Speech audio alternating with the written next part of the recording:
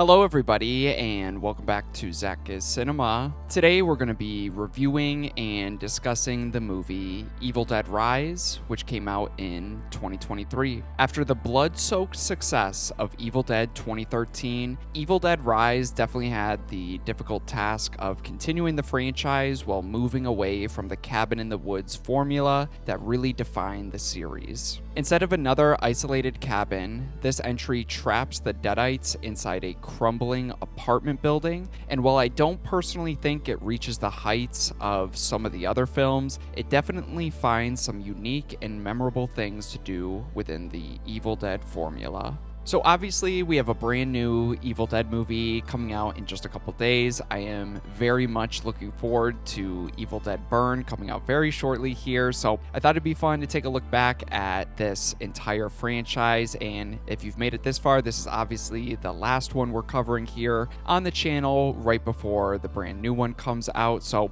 if you love Evil Dead, I've already covered every single film in this franchise. And today we're going to be discussing and reviewing Evil Dead Rise. So let's just start jumping right into it, starting with the positives or just the things that I enjoyed most about this movie. And like I said in my intro here, I adore just how different this film really feels, especially at the initial setup compared to every other Evil Dead movie. And for the fifth film in a franchise, it is very important to kind of switch up the formula just a little bit here. And for the first time in this franchise, we are kind of leaving that cabin in the woods setting, besides Army of Darkness, but that's kind of its own thing there. We are leaving the cabin behind and kind of moving into an apartment building or apartment complex. But even more importantly, we're kind of switching up the character dynamics as well, and we're following a family this time. We've had friends, couples, brothers and sisters, and kind of groups of strangers, but we've never really had an entire family unit caught in the middle of a Deadite breakout. And I really like how they shifted the focus into these groups of characters that have this family relationship behind it. And for the most part, I really enjoy the family dynamic that they set up here. Right off the bat, we find out a little bit of information around this family. We find out that this family is very broken. This family is currently dealing with the father who recently abandoned them. And they also have the mother character, Ellie, and her sister, Beth, where they are trying to reconnect after Beth has been kind of this distant sister and this distant aunt to these kids after growing apart for a little bit. And on top of that, there are three different kids in this movie, all very young. And as soon as you introduce them into an Evil Dead movie that is very unique, very different, we've never had that before, and it automatically increases the sense of dread you feel because you know something horrible is going to happen in this movie, and now there are kids involved, and you know eventually these kids are going to have something absolutely tragic happen to them in their family. So with the introduction of them, it is a very easy group of characters in this family group to root for without the movie having to do a ton of heavy lifting. Everybody has sympathy towards kids, and when you throw Deadites in there, it just raises the stakes and raises the tension just a little bit. And on top of the character changes and switch up of the character dynamics here, I also really enjoy the apartment setting overall, and I love how it changes the feeling of the Necronomicon or the Book of the Dead here itself. The building used to be this old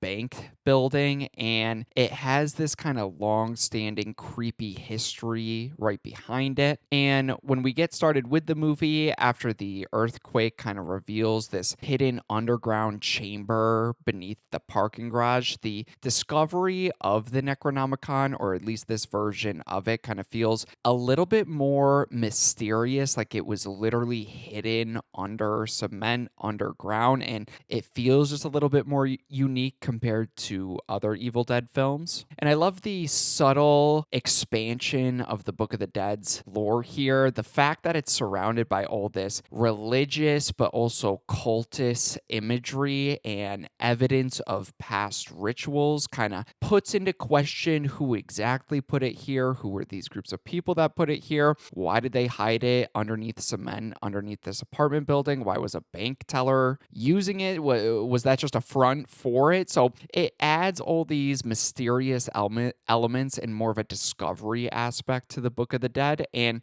I like the addition of the vinyl records here. We've usually just had tape recordings or recordings, and watching the character of Danny play these recordings that also, give us that traditional Evil Dead lore breakdown, but it also gives us some additional lore of the Necronomicon, while treating it less of a traditional Evil Dead horror prop in this example and more like this ancient artifact with more recorded history that we've never really seen before or expanded upon with a very long and disturbing history. It kind of adds a little bit to the mythology without over explaining it or taking too much time with it. So I like that unique blend, even if it's just a change on a visual level. And just like the 2013 Evil Dead movie, I really appreciate this movie and the Evil Dead tradition of paying homage to earlier films while still finding a way to kind of evolve that idea, not just straight up copy it. For example, we get another version of the infamous tree assault scene from the very first Evil Dead, but instead of simply recreating it outside in the woods, this movie transforms it in a way where Ellie is caught up in the elevator. It breaks, it falls down the elevator shaft, and all these exposed wires are coming out, wrapping up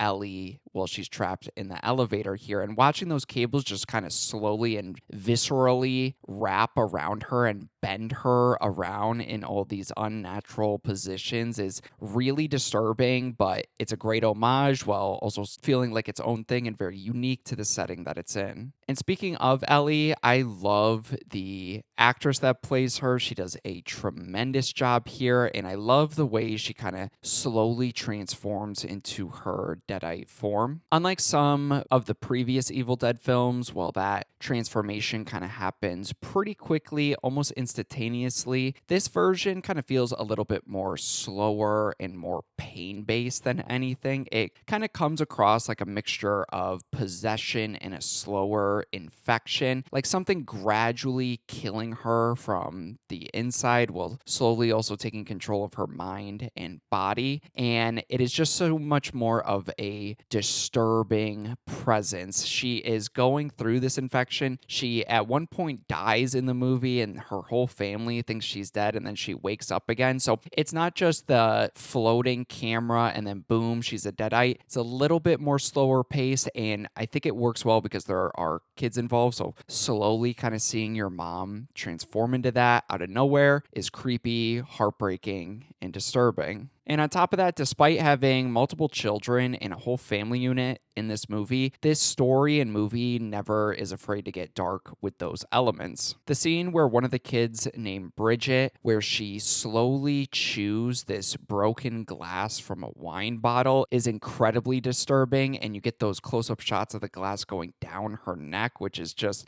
so much pain-inducing imagery here. And shortly after that, I think a couple minutes after that, we see the youngest kid named Cassie actually stab her sister Bridget in the mouth with a broken broom handle that was set up earlier in the film. So I'm very happy to see that this movie fully commit to the family concept, but then also the Evil Dead concept rather than pulling its punches and just being too afraid to cause harm to the children involved here. And like I said earlier, I got to give a ton of credit to Alyssa Sutherland here because she absolutely carries this movie. Her performance as Ellie is fantastic, and I love how the Deadite kind of plays into her identity and passion for being a mother against the family. The Deadite form is kind of weaponizing her memories, her emotions in ways that we've never really seen play out from a mother's perspective before. It kind of creates a different type of horror and Evil Dead experience because the family isn't fighting a monster, they're fighting a monster that is also their mom. And well, we'll definitely get into it because this is definitely my most mixed experience, I think, with an Evil Dead movie and in this franchise. I do think the third act is where the movie really finds its identity and kind of finds its groove a bit more. The third act, where we get the reveal of the family unit Deadite, just this combined Deadite is amazing. There is a scene where there are multiple possessed bodies merging into one giant monstrosity, and is one of the most unique ideas the franchise has ever really tried. And I love that imagery that it goes for of the two kids just digging into their mother's body after at the start of the third act. I feel like not only visually is it something very different and something we haven't seen before, but it also ties directly into this movie's themes of family, motherhood, and pregnancy in the most disturbing way imaginable. And of course, on top of that, you can't have an Evil Dead movie without a blood-soaked third act, and the entire wood chipper sequence is fantastic and a huge standout for this franchise. Watching this giant family that is morphed into one gigantic, gross-looking Deadite slowly get shredded apart is brutal and horrifying, but there's also something just weirdly sad and tragic about it because they are people who once loved each other and are physically conjoined to each other in this Deadite form. It is one of the most memorable finales in this franchise easily to me. But with that said, let's jump on over to my mixed aspects I have for this movie. And right off the bat, I adore this movie's opening. The cinematography looks incredible. The visual flair and style, especially on 4K, looks amazing. The entire sequence has this polished but grainy, high budget feel that immediately grabs your attention. And within minutes, it's just a short little story of a group of friends in a cabin in the woods, and we're immediately getting deadites revealed, heads scalped by people's hands, ripping off ponytails, decapitations, and some genuinely fantastic practical effects. And my God, is that title card shot sequence of the possessed girl rising from the lake is honestly one of the most beautiful images in this entire franchise. I would hang that on a poster because of how iconic it is at this point. But my mixed aspect comes with just how disconnected the entire opening feels to the rest of the movie. It really has nothing to do with the main story, the movie's attempt to kind of connect it back at the end of the sequence, showing the girl who was a Deadite in the beginning got possessed because of the third act of the events of this film, just kind of feel like forced and a little bit of an afterthought to just kind of have something bookending this film. And it's fine. It doesn't necessarily destroy the movie for me. It just feels so disconnected and kind of tacked on. It kind of feels more like a cool short film rather than something this movie should be bookended with, because it doesn't even have anything to do with family, motherhood, pregnancy, children. It's just that typical Evil Dead stuff that I felt like they felt obligated to throw in here. And honestly, I wish they had used more of that time to kind of explore the missing father instead. I think there was a more interesting story to tell there, especially if they kind of leaned into the mystery more of why he disappeared, maybe tied it into the Book of the Dead. Maybe he became a Deadite and ran off because he didn't want to hurt his family. Like something like that that tied into this story, I think is what they should have spent a little bit more time planning with. And on top of that, I do have a lot of positives with this family dynamic and characters, but that mostly comes from the unique feeling it kind of gives me, because I have a lot of mixed feelings with just the characters overall. Like I said, it's a cool concept of following a family in an Evil Dead film, but I never felt really emotionally connected to them as I wanted to, or maybe the movie thought that I thought I was, if that makes sense. The children serve their purpose in the story, but outside of a few moments, they don't really leave much of an impression. It's not like these are going to be all-time favorite characters for anybody. And unfortunately, I feel very similar for the final girl in this movie named Beth. She's not a bad protagonist or a bad final girl at the end, but she never fully steps up into the spotlight like Bruce Campbell did or Mia did from the 2013 one. Because outside of her pregnancy storyline, there just isn't enough to develop her in becoming one of the franchise's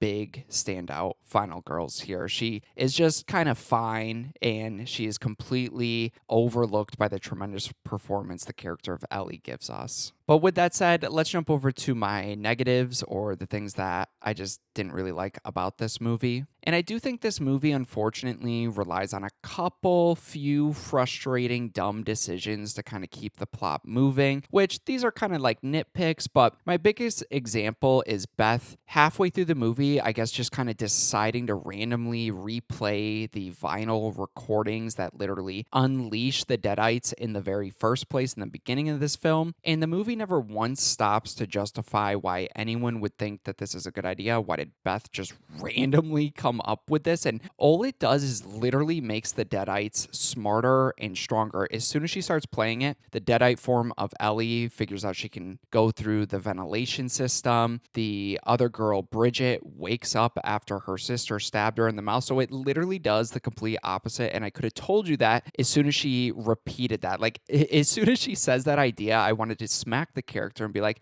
okay, cool. That's the dumbest fucking thing I ever heard. Thanks for the idea, I guess, but let's move on and not do that.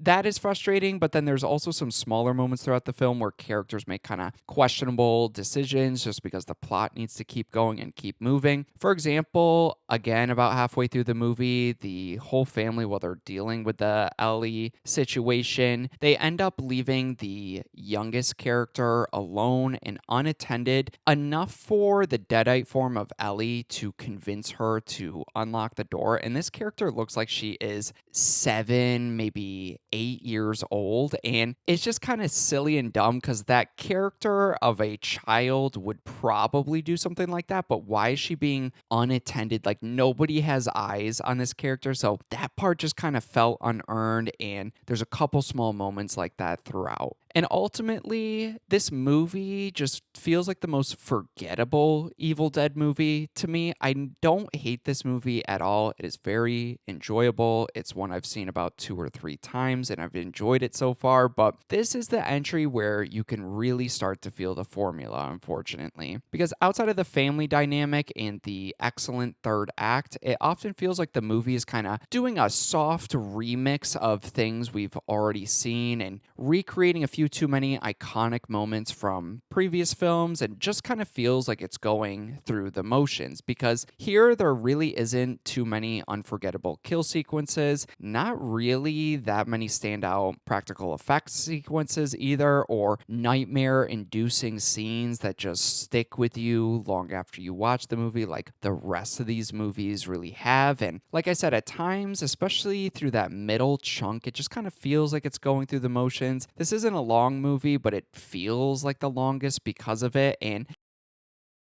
tries forward in some way, it just kind of feels comfortable being very stagnant at times. But with that said, I will say that overall, I think Evil Dead Rise delivers a somewhat fresh setting, an incredible Deadite performance from Alyssa Sutherland, and a wildly creative third act. Even if its forgettable characters and familiar formula keep it from reaching the heights of the franchise's best entries. So for my rating for this one, this is a complicated one because it's part of the Evil Dead franchise. I don't think this franchise has a bad film in it whatsoever, but I do own this on 4K. I bought it at a discount mostly because I just wanted to complete my physical media collection of the Evil Dead franchise, but this is probably the one I'd go back to the least, especially after this most recent rewatch. I was kind of left disappointed with it because I remember liking this movie significantly more than this most recent rewatch. So I think it's worth that rental price. If you can buy the physical media on a discount, I would recommend that. But to me, definitely a step down from the 2013 one. But you guys have my thoughts here. Please, down below, let me know, what do you think about Evil Dead Rise? And do you agree with my thoughts? Do you disagree? Are you somewhere in the middle? Please let me know all that information down below. But I appreciate anybody watching this franchise review series. Look forward to my review of the brand new Evil Dead movie coming out in just a couple days here. And then we're going to do a fun ranking right after. So I hope you join me for that, because that's about it here. I appreciate anybody watching my videos. Thank you so much. And yeah, look forward to more ZakIsCinema coming very soon.